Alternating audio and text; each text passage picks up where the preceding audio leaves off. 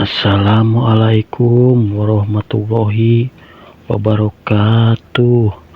Wilujeng enjing sonten peting saluyukeun jeung waktosna. Salam kabagjaan kada kasadayana anu hadir dina ieu kasempatan anu mulya. Alhamdulillah, puji sareng syukur urang panjatkeun ka Gusti Nu Maha Suci. Rahmat jeung hidayahna urang sadaya tiasa papanggih sareng kumpul dina acara dongeng Sunda tina judul titisan si Kalong Hideung karangan Kang Galih.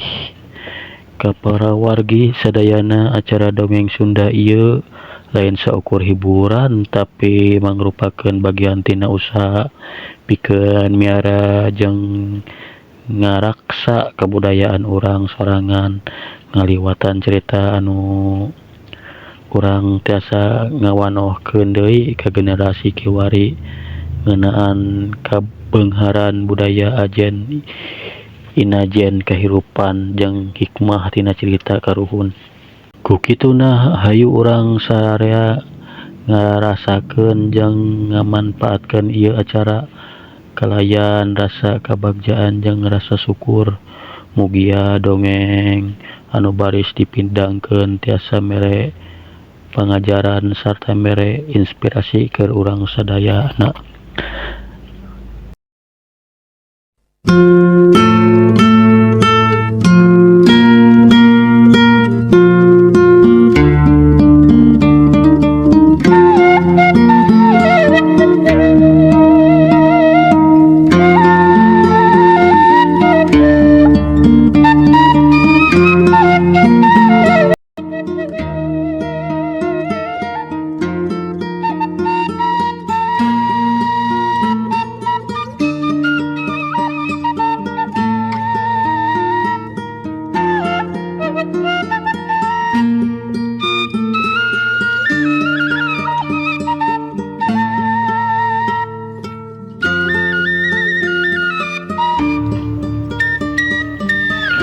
Ardi ngarasa hirupna beki dieu teh beki karasa susah pisan.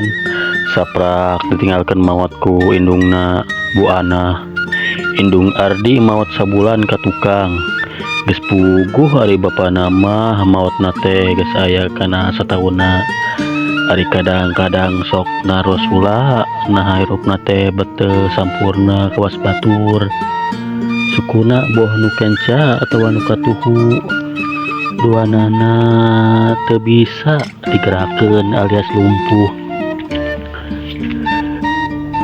Leungeun kancana buntung palebah pigelang atuh nu katuhu leuleus taya tanagaan maneh hese pisan lamun arek digerakkeun teh.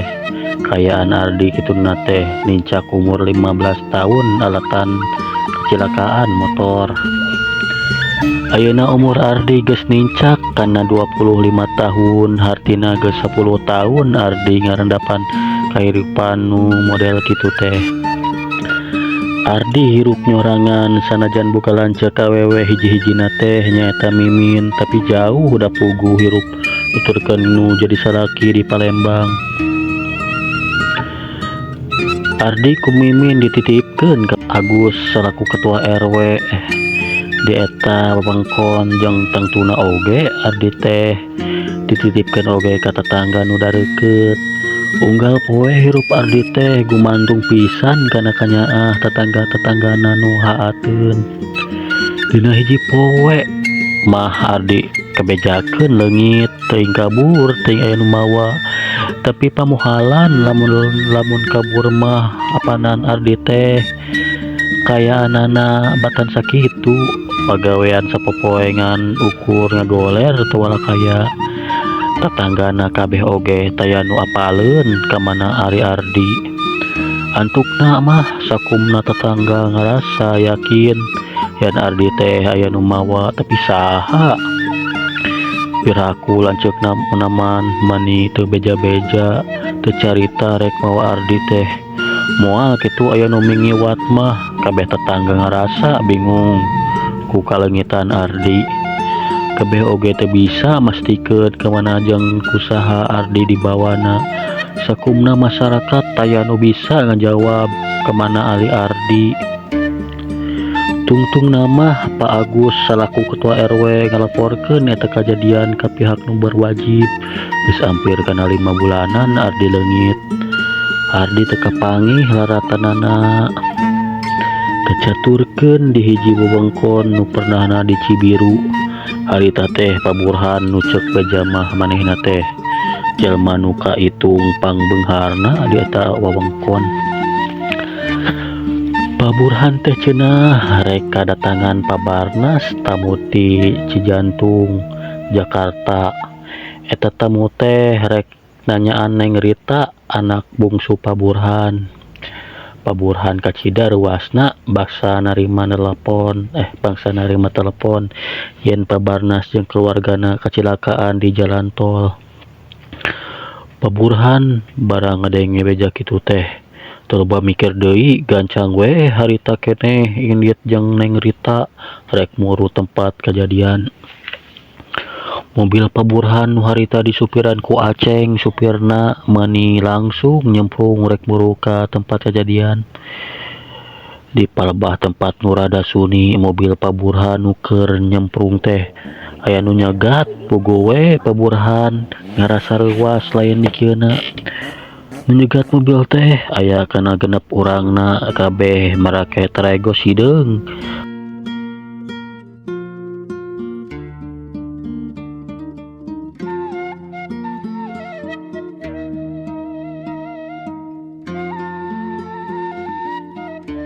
Pak Burhan meuni ngagebeg kitu deui Neng Rita jeung Aceng sarua pada ngadeg-deg teu bisa kukumaha. Pak Burhan, Neng Rita jeung Aceng dititah tarurun terus tetalian kana tangkal gede anu aya di sisi jalan. Sungutna dibekem ku kaen hideung. Duit jeung barang berharga dirarad kabeh ku nu nyegat teh. Salah saurang ti nu genepan nu ngararad harta banda Pak Burhan nu pangawakanana rada jangkung harita teh nitah gancang ninggalkeun eta patempatan.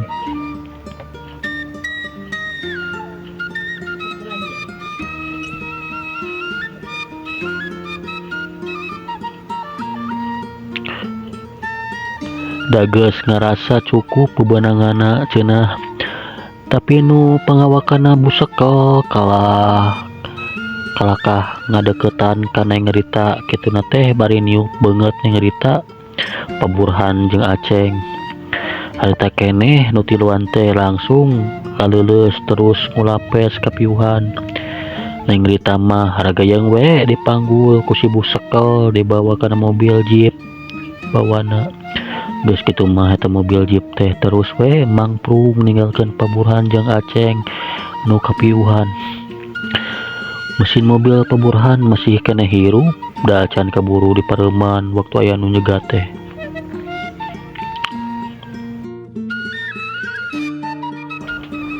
Mobil jeep nu keur mangprung ujug-ujug ngerem ngadadak si horeng di tengah jalan aya jalma nu keur ngabadega. Pangawakanana jangkung badag kumisna baplang jeung leungeunna pinuh ku tato ngabadega ngahalangan mobil jeep nu keur mamprung. Sakur jalma nu aya di jero jeep kabeh reuaseun jerut genep jalma tarurun tina mobil jeep. Salah saurang tinu genepan langsung nyamperkeun ka jalma nu ngabadega di tengah jalan. Pok manehna ngomong, "Bangsat, naon maksud siang halangan perjalanan kami?" Tayana,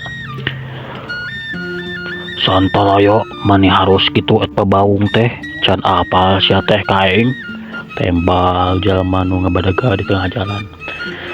"Sia anu can apal ka kami komplotan begal Trego Sideung nu bakal nyabut nyawa sia," ceuk salah saurang tinu ngakukeun komplotan begal Trego Sideung. "Montong loba bacot sia sok maju kabeh ka dieu ari sia harayang modal mah. Si baplang moal mundur sanajan setunjang beas," tembal jalma nu ngabadaga di tengah jalan teh bari nyebutkeun ngaranna. Ngarasa dianggap enteng ku si baplang salah saurang tinu genepan teh langsung mere komando ka batur-baturna. Sangkan maju kabeh ngahurup si baplang. Tetela jalma nu ngakukeun ngaran si Baplang teh ngarasa gimir sanajan di hurufku genep ogan sanajan di hurufku genepan oge manehna rikat pasang kuda-kuda tungtungna der si Belang tarung ngalawan komplotan Trego Sideung ilmu pengawaruh si Baplang tetela lain lawanan pantar komplotan Trego Sideung sabab dina waktu nu teu lila oge komplotan Trego Sideung teh geus naramru teu walakaya. Si Baplang sanggeus ningali lawana naramru kitu mah terus we leumpang muru mobil jeep bogana komplotan Trego Sideung. Barang asup kanu mobil jeep si Baplang kaget nempo aya wanoja keur ngagoler. Tapi kituna teu lila rasa kagetna robah jadi kabunga. Dasar mujur, mobil menang, barang berharga menang. Atuh embohna awewe geulis lumayan keur batur tiris. Cek si Baplang bari ngadius ngajalankeun mobil jeep perampasan terus ninggalkeun eta tempatan. Si Aprak sarasa urang komplotan Trego Sideung maksakeun hudang terus nelepon ke si Belang minangka pimpinan komplotan begal nu geus teu bireuk deui nyaeta komplotan begal Trego Sideung. Aya naon si Aprak make nelepon sagala hasil teu pagawean poe ieu? Tanya sora tina telepon nu teu aya lian ti sora si Belang. Cilaka bos, hasil poe ieu teh kapuluk cek si Aprak bari humargung. Teu kapuluk kumaha sia teh? Tembal si Belang bari nyentak. Lapur bos, sebab hasil poe ieu dirampas jeung mobilna ku si Baplang. Cek si Aprak kajelaskeun. Saha si Baplang dedengan teh? Tanya si Belang. Nya si Baplang bos, apal kitu bos ka si Baplang? Tanya si Aprak. Gelo sia. Bogo we atuh ari galawaran si Baplang mah moal kuat kehen, cek si Belang. Duh kitu bos, sah kitu si Baplang teh bos? Ti si Aprak kawanikeun maneh nanya.